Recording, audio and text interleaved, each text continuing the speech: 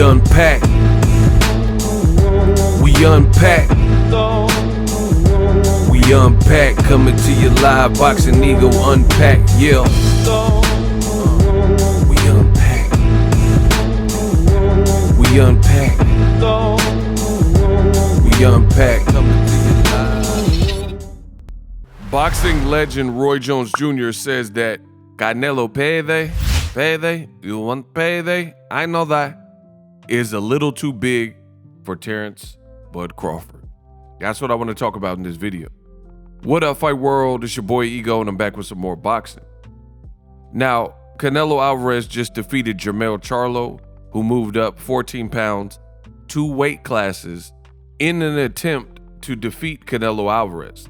Let's just say that didn't play out so well for Jermell Charlo. It was a pretty one-sided fight. Canelo Alvarez started off really hot, came out smoking, throwing hard shots, got respect early, and Jermell Charlo was almost kind of in survival mode, a bit gun-shy. Now, after this performance, Roy Jones Jr. had this to say. He says, and I quote, "Canelo showed that he's back with a purpose. Many people wrote him off, but he's not ready to be written off yet." Roy Jones continues, "If a boxer has still got it, he should be allowed to compete.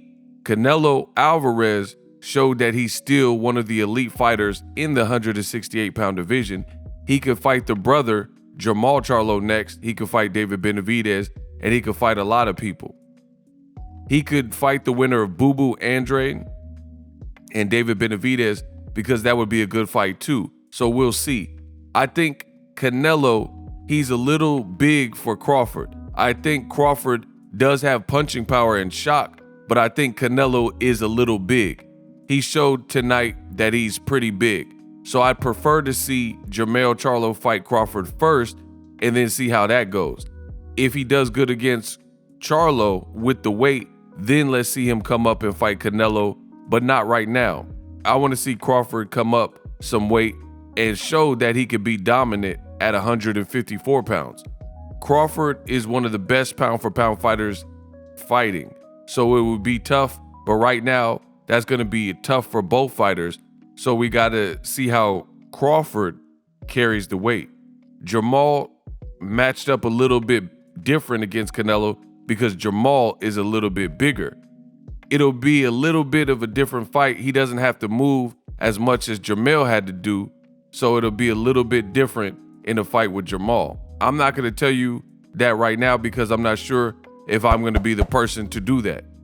So he's saying he doesn't know if he's training Jermell Charlo in the future, like if he were to fight Canelo. There you have it. Boxing legend Roy Jones Jr. says that Canelo is too big for Crawford to basically just jump up and try to fight him.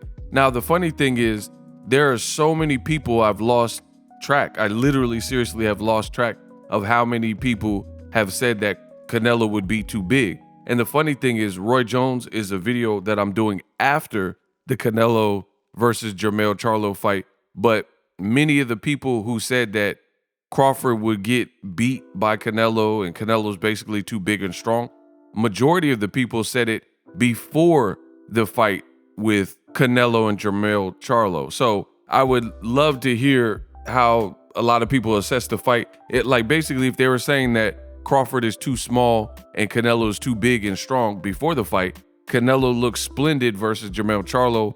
Virtually won every round, kind of bullied Jermell Charlo, had Jermell Charlo look basically in a fashion we had never seen before. So I doubt their opinions would change now, with that performance. The other thing that I think is pretty interesting, and I don't see everything, but as of me I see a lot. I don't see everything, but I see a lot. And I see damn near everything. The other thing that's interesting to me is you had Canelo, who whooped Jermell Charlo, beat him convincingly. Terence Crawford was in the crowd for the particular fight, meaning on fight night, he showed up to get a peek, just to be there as a fan, but also scout a winner, right? And the thing that's interesting is, before the fight, he kept saying he wants to fight Charlo or Canelo. Charlo or Canelo.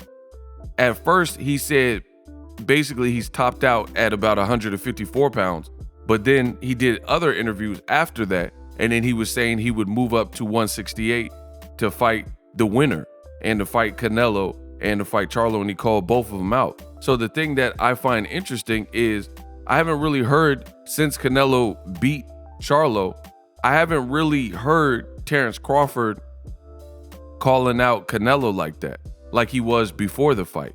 Canelo put up a dominant one-side performance. You have to, there's no way you could say that he didn't win the fight. So as of me recording the video, I haven't really heard Crawford say too much. And see, this is the thing. I don't care about what happens after that, because I can make the video. It's on YouTube for free. People can hear it and then all of a sudden react and then change it. I'm talking about as of me recording this video, I haven't heard too much from Crawford in terms of fighting Canelo, because we now know that Canelo Alvarez is the winner, right? Instead, Crawford, who was live in attendance at the fight, I feel like he just took more shots at Jermell Charlo. He said, "Congratulations, Canelo. You made Jermell Charlo, the so-called lion, look like a cub." And then he tweeted, "Hey, at Jermell Charlo, you really went out sad. You didn't really try. You had no resistance. You're supposed to be a lion. Hey, Jermell Charlo, I'm not even interested in fighting you because you're off my hit list because you performed so poorly versus Canelo." In those series of tweets, that tweet storm from Crawford, this is basically what Crawford said. That, "Ha, Charlo, you lost. Get over it. I'm not even worried about fighting you. You're not on my level. Canelo made you look bad. He made you look like a cub." But all this energy towards the loser, but I didn't really see the same level of, I guess, interest that Crawford was saying towards Canelo now that we know Canelo won. I find that a little bit weird. Before the fight, he said he wants to fight the winner. Before the fight, he said he'll fight Charlo at 68. He said he'll fight Canelo. Now, as of me recording this video, of course, I've heard Crawford more so kick a man while he's down in Jermell Charlo because he lost, rather than, say, "Hey, Canelo, I'm coming to see you." He's been really kind of cordial. "Congratulations, you did your thing, Canelo," that kind of thing, as opposed to, basically the focus is more on the loser than the winner. But you said you wanted to fight the winner, so where's the energy towards the winner, since you kept calling out Canelo on radio shows and stuff like that? So Roy Jones is saying that Canelo's too big. Is Crawford more concerned now that Canelo is possibly too big at 68, given how Canelo looked? I mean, he didn't have typical stamina issues. He definitely looked strong. He definitely was bigger. I looked at the torso of Jermell Charlo and I looked at the torso of Canelo Alvarez, pause, and you could just tell Canelo was really more of a super middleweight. He had filled out his body, pause, and he had been out in the divisions and fought at higher weight because he just looked wider and more stout and more of a tank. Charlo looked very narrow, and immediately when the ref was giving the instructions, I could tell that they weren't in the same weight class. A lot of people got hyped and said, "Oh, Charlo's naturally bigger. Oh, Charlo," because he's taller and he has the frame. But it was very apparent, at least to me, someone with the keen sense for boxing, it was very apparent that Charlo was not of this particular weight class. So here's the question. I know Charlo fights different than Terence Crawford.